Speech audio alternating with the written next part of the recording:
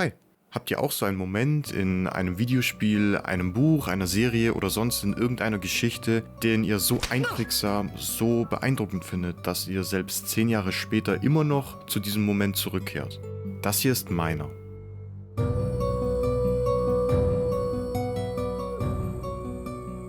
Einprägsam beschreibt Rubys roten Trailer am besten, wie dieses Weiß auf das Rot trifft, die musikalische Untermalung der Szene und die Inszenierung selbst, wie Ruby vor dem Grab ihrer Mutter steht und das Mondscheinlicht im Hintergrund auf sie niederfällt, helfen diesem Bild das nötige Gewicht zu geben. Es spricht für sich und wir brauchen keine Worte, um zu verstehen, was gerade passiert. Wir fühlen uns in diese Märchenwelt hineingezogen und möchten Ruby weiterhin auf ihrem Weg folgen, sehen, wie sie die Monster, die auf sie warten, überwältigt, wie sie diese Gefahren eben bewältigt und während sie eben im Mondscheinlicht gegen diese Gegner kämpft, schaut jemand anderes auf der anderen Seite der Welt bereits in denselben Mond und betet zu ihm.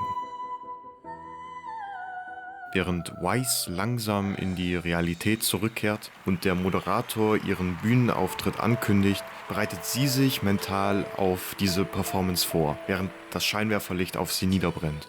Sie wechselt mit sich selbst die Bühne und landet nun in der Zitadelle eines Soldaten, der sich ihr in den Weg zu stellen versucht. Mit Eismagie und ihrem Revolverrapier schlittert sie an den weißen Schatten entlang und sticht sich im Takt ihres eigenen Gesangs durch die Rüstung des Giganten. Das Bild, das sie dabei zeichnet, finde ich genauso imposant wie das aus dem Ruby-Trailer, aber auf eine andere Weise. Es ist melancholischer, aber trotzdem liegt ihr etwas auf dem Herzen, für das es sich zu kämpfen lohnt. Auch wenn sie einen Rückschlag erleidet, macht sie weiter. Selbst wenn das Rot ihrer Kleidung mittlerweile genauso heraussticht wie das Blut an ihrer Wunde, das der White Fang längst vergossen hat.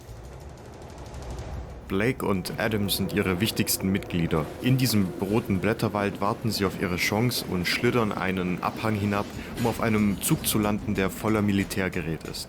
Von hinten nach vorne schlitzen und schneiden sie sich durch die Maschinenmassen hindurch und geben sich im Tag-Team Rückendeckung. Auf der anderen Seite merkt man, dass je weiter sie sich nach vorne kämpfen, Blake zu Adam immer mehr Abstand aufbaut, ihm immer mehr Raum gibt, um die rasende Wut an den Maschinen zu entladen und sich dabei in den Mittelpunkt dieser Kurzgeschichte stellt. Das ist Adams Trailer und beide wissen das.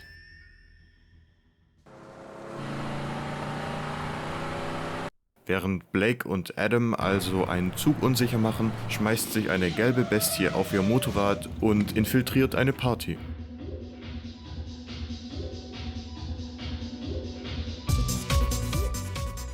In der Höhle des Löwen, einem Club der Mafia, sucht sie jemanden nach einer Person, die ihr sehr nahe steht. Sie versucht sich mit ein paar Handkniffen aus der Affäre zu ziehen und stößt dabei auf wenig Gegenliebe. Gleichzeitig strahlt ihr Selbstbewusstsein und das Charisma eben so stark, dass sie selbst den kompletten Tanzflur in ihr eigenes Rot einfärbt und der DJ die Musik immer lauter drehen möchte.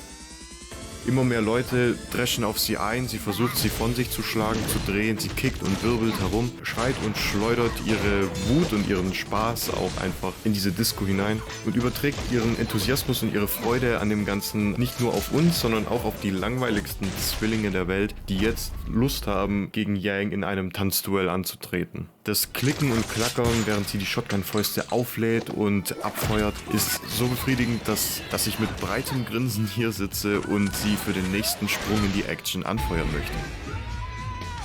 Egal welchen Trailer man jetzt besser oder schlechter findet, alle haben ihre eigene Storyline, die inspiriert, sie bis zum Ende zu sehen. Es macht einfach Spaß zu sehen, wie Weiss am Ende ihres Solos sich durch die Rüstung des Soldaten perforiert und am Ende siegreich von der Zuschauerschaft bejubelt wird. Oder wie Blake sich von der Bestie letztlich lossagt und den Schritt weitergeht, zu verschwinden und ihn zurückzulassen. Oder wie Yang sich einfach immer weiter dreht und die Zwillinge in einem wunderschönen Tanzduell die Schau stiehlt und im nächsten Schlag nochmal wie eine Bazooka dem Mafia-Boss eine reinhaut. Das sind einfach Momente, die im Kopf bleiben, ganz egal, ob sie jetzt tiefgreifend sind oder oberflächlich. Die zeichnen einfach so ein Bild, das wir selten in Serien sehen, die noch so wenig zu erzählen haben und trotzdem so prägnant sind. Bye.